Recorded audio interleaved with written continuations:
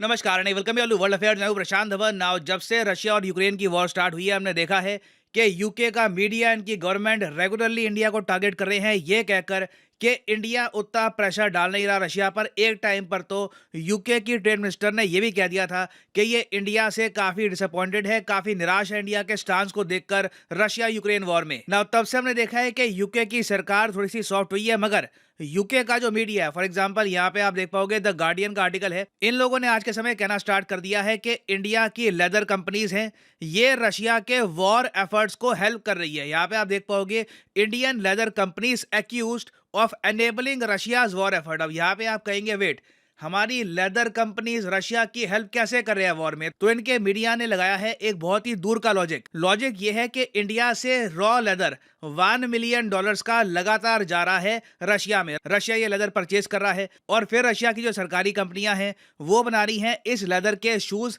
जवानों के लिए, रशिया के सोल्जर्स के लिए, और फिर रशिया के सोल्जर्स वही शूज पहनकर यूक्रेन पे आक्रमण कर रहे हैं। और अगर आप सोच रहे हैं वेट, इंडिया लेदर एक्सपोर्ट कर रहा है, लेदर कोई बड़ी इंडस्ट्री है क्या इंडिया में? एक मैसिव मैसिव इंडस्ट्री है। यूके का मीडिया ऐसे ही नहीं आरोप लगा रहा है इंडिया की लेदर इंडस्ट्री को, क्योंकि आप अगर देखोगे तो इंडिया के जो लेदर एक्सपोर्ट्स है ना, ये $4.38 बिलियन थे पिछले फाइनेंशियल ईयर में। और इस फाइनेंशियल ईयर में एस्टिमेट्स ये हैं कि आराम से इंडिया के लेदर फुटवेयर एक्सपोर्ट्स आराम से $6 बिलियन को भी क्रॉस कर जाएंगे। तो इंडियन रुपीस में आप कह सकते हैं 50,000 करोड़ का हमारा लेदर का होता है एक्सपोर्ट, और उसमें एक बहुत ही बड़ा कस्टमर बनता जा रहा है लगातार रशियन फेडरेशन। और अगर आप सोच रहे हैं कि वेट, रशिया लेदर का कर क्या रहा है, अचानक से इनको शूज की आवश्यकता क्यों आन पड़ी? देखिए, रशिया इतिहास में, इतिहास में तो नहीं, वर्ल्ड वॉर 2 भी काउंट करना पड़ेगा उसके लिए। अगर हम पिछले 30-40 सालों में देखें तो सबसे बड़े स्केल पर अपनी आर्मी को एक्सपैंड कर रहा है। नंबर्स में मैं आपको अगर बताऊंगा तो आप समझ जाओगे कि इसका इम्पैक्ट कितना बड़ा है। अभी के लिए चाइना की जो टोटल फोर्स है, पहले मिलिट्री फोर्स वगैरह सबको ऐड कर दो तो नंबर बैठता है 20 लाख के आसपास का। इंडिया की सारी फोर्सेस को आप अगर ऐड कर दो तो नंबर रफली 14 से लेकर 15 लाख के आसपास बैठता है। यूएसए का भी ऑलमोस्ट इतना ही है, मगर रशिया का यूक्रेन वॉर की स्टार्टिंग में टोटल नंबर था मिलिट्री फोर्स का 10 लाख। ठीक है, अब ये 10 लाख से अपनी फोर्सेस को बढ़ाकर करने वाले हैं 15 लाख। हाल ही में आपको याद होगा कि रशिया ने कॉन्स्क्रिप्शन के अंडर, मतलब कि बहुत सारे जो रशिया के नागरिक थे जिन्होंने एक टाइम पर ली थी मिलिट्री ट्रेनिंग, उनको अपनी आर्मी में ऐड करके अपनी आर्मी के नंबर 3 लाख और बढ़ा दिए। और अब ये लोग आराम से डायरेक्ट करा रहे हैं भर्ती, जिससे इनके टोटल नंबर 15 लाख तक पहुंच जाएंगे। और पुतिन का कहना यह है कि ये सब इसलिए ये कर रहे हैं क्योंकि ये कुछ भी करके यूक्रेन में जो वॉर है ये जीतना चाहते हैं। और हाँ, बीच में क्या हुआ था, पुतिन हमेशा वैसे ये वर्ड यूज करते नहीं है वॉर, ये हमेशा कहते हैं कि स्पेशल मिलिट्री ऑपरेशन हो रहा है यूक्रेन में। मगर एक बार इनका भी स्लिप ऑफ टंग कह लीजिए, या फिर मे बी इनके दिमाग में बात थी, इन्होंने भी कह दिया कि यूक्रेन में जो जंग चल रही है ये किसी भी कीमत पर रशिया जीतेगा। तो 5 लाख जब आप डालते हो एडिशनल सोल्जर्स, तो उनके लिए आपको चाहिए होंगे वेपन्स, उनकी यूनिफॉर्म चाहिए होगी, और सोल्जर के लिए बहुत ही इंपॉर्टेंट होते हैं उनके बूट्स। तो यहाँ पे आपको समझना होगा कि हम लोग रशिया को मिलिट्री बूट सप्लाई नहीं कर रहे। अभी आप अगर देखो इस पूरी वॉर में इंडिया ने इस बात का ध्यान रखा है कि कोई भी वेपन, कोई भी एम्युनिशन, इवन कोई मिलिट्री हेलमेट भी इंडिया से रशिया में एक्सपोर्ट ना हो जाए। और इंडिया के अलावा इवन चाइना ने भी इस बात का ध्यान रखा है कि कहीं से भी ये कोई मिलिट्री हार्डवेयर रशिया को एक्सपोर्ट ना कर दे, क्योंकि जैसे ये हो गया तो यूएस और बाकी पश्चिमी देश लगातार सैंक्शन लगा देंगे उस कंपनी पर। तो इंडिया का केस आप अगर देखो तो बहुत हद तक जेन्युइन है। हम लोग बस लेदर एक्सपोर्ट कर रहे हैं रशिया को, ठीक है।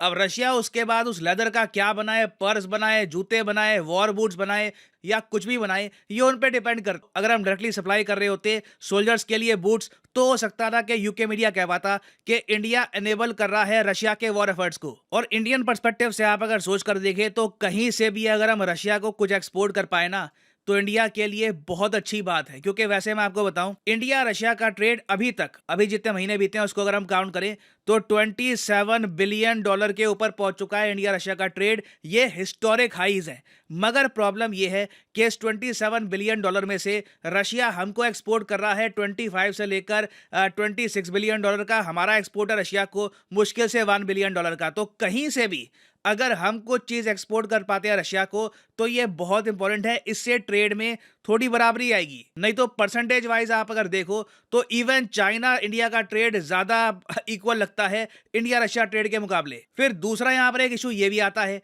कि पश्चिमी देशों में ना अचानक से लेदर की जो कंजम्पशन है कम हो रही है। उसके अलावा वहां पर लेदर की आइटम्स एक्सपोर्ट करना भी मुश्किल पड़ रहा है पिछले कुछ महीनों में। इसका रीजन ये बताया जा रहा है क्योंकि यूक्रेन वॉर की वजह से और चाइना के कोविड की वजह से जो शिपिंग चार्जेस हैं यूएस में लेदर पहुंचाने के या फिर यूरोप में पहुंचाने के, ये लगातार बढ़ रहे हैं। तो ऐसे टाइम में रशिया की खुद की शिप्स हैं, रशिया को एक्सपोर्ट करना आसान भी पड़ रहा है।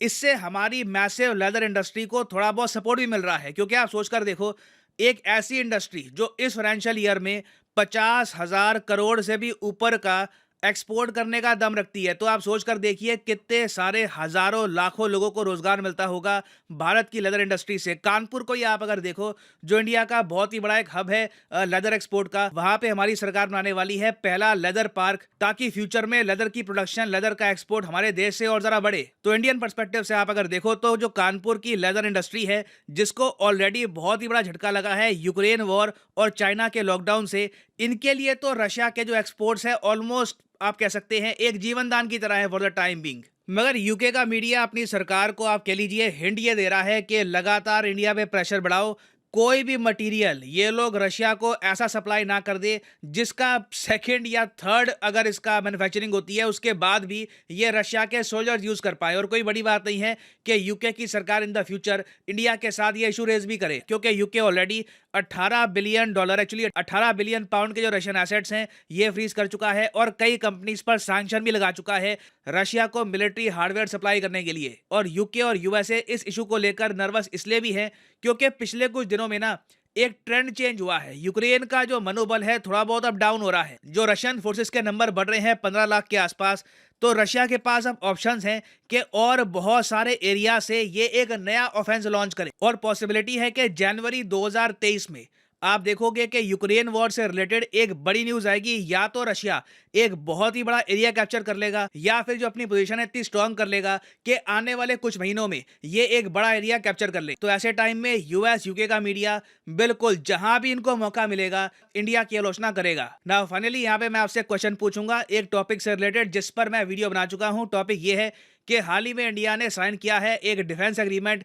किस देश के साथ। ये है यहाँ पे आपकी ऑप्शन, टर्की, साइप्रस, आइसलैंड या फिर ग्रीनलैंड। कमेंट सेक्शन में करिए उत्तर। सही आंसर मैं आपको दूंगा नहीं, इस पर मैं वीडियो बना चुका हूं, इसका आंसर आपको पता होना चाहिए। और हाँ, फाइनली यहाँ पर मैं ये ऐड कर दूं कि अनअकैडमी की साल की सबसे बड़ी सेल स्टार्ट हो चुकी है। ये सेल 2 जनवरी में खत्म हो जाएगी। आपके पास कुछ ही दिन है। सारे अनअकैडमी कोर्सेज पर, चाहे एसएससी, यूपीएससी, बैंक, सब पे मैसिव 23% डिस्काउंट है। ये डिस्काउंट यूजुअली होता है 10% का। तो आपको करना क्या है, कमेंट सेक्शन में जाओ। अगर आप प्रिपेयर कर रहे हैं एसएससी, बैंक के लिए, अगर आप दोनों के लिए प्रिपेयर कर रहे हैं, तो आप परचेज कर सकते हैं कोर्सेज एक मैसिव डिस्काउंट के साथ। फॉर एग्जांपल, अगर आपको कॉम्बो परचेज करना है एसएससी बैंक का, तो ये कॉम्बो के लिंक पे यहाँ पे आपको करना है क्लिक, और यहाँ पे आप परचेज कर सकते हैं ये कोर्स। 12 महीने का कोर्स होगा और यहाँ पे लिखा हुआ है 865 रुपीज पर मंथ। ये प्राइस पे मत करना, कोड डालो यहाँ पर PD10 और सीधा 23% का मैसिव डिस्काउंट मिलेगा। बस आपको पे करना है लकी नंबर 666 पर मंथ और आपको ये कोर्स मिल जाएगा। तो यूज करिए कोड PD10